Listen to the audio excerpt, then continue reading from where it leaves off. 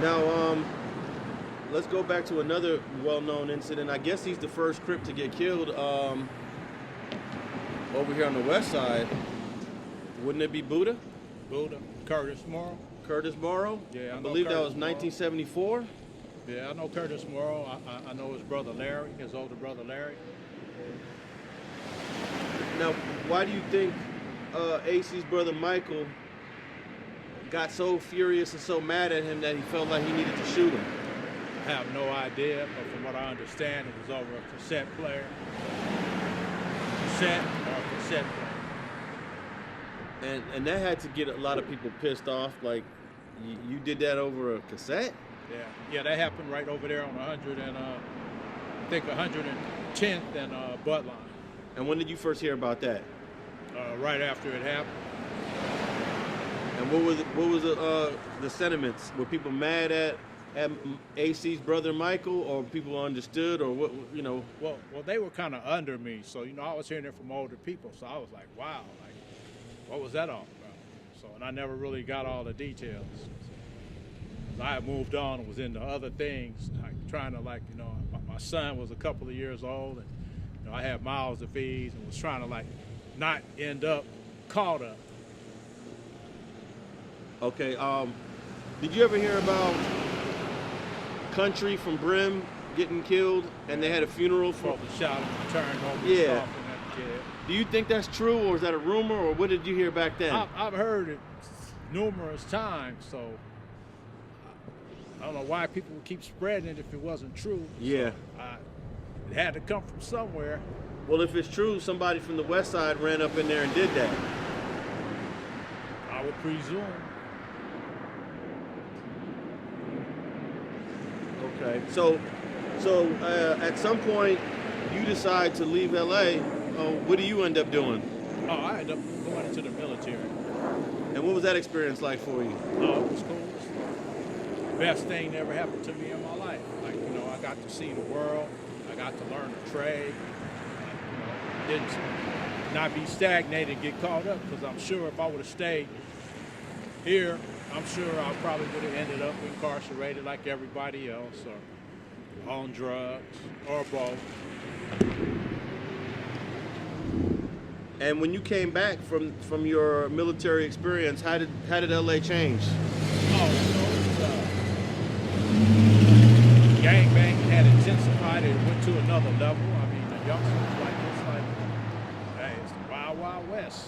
Like, respect is at an all-time low.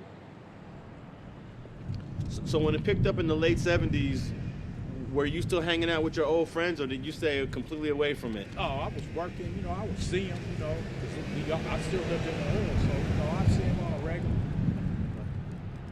But, wasn't nobody, like, really with that shit. Like, everybody was maturing. What do you think about how the east side and the west side ended up splitting, and people started creating all these sets? Because when you was living here, it was just east side, west side, Compton, right? Right. And then when you came back from the military, it was all different sets. Yeah. I looked at it like, how would I equate it? I looked at it like a cancer. Cancer that was like, it became aggressive.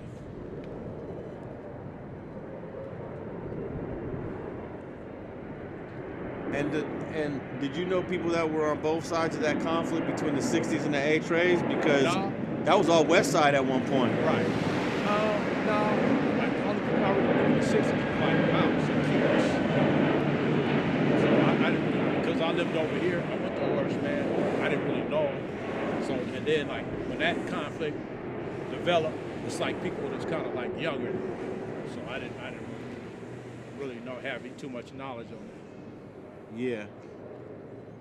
Some guys like Donald Archie never claimed any of the sets that splintered off. He stayed west side forever. West side till he died. Yeah, but then people like Melvin Farmer transitioned from west side into A-Tray. What did you think about all these new sets that were popping up when you started seeing it? Hey, that's what floats your boat. What set did this street eventually become? Oh, well, this over here, I think this is Underground and Block. Now, Underground was forming before you went to the military, right? Right. So what was that like? Was that one of the first, I guess, spin-offs? Yeah. Monkey Man started Underground. Melvin Hardy started Neighborhood Block Crips. Monkey Man started Underground? Underground. He was one of the co-founders of Underground. And then the 111s was started before you went to the military, right?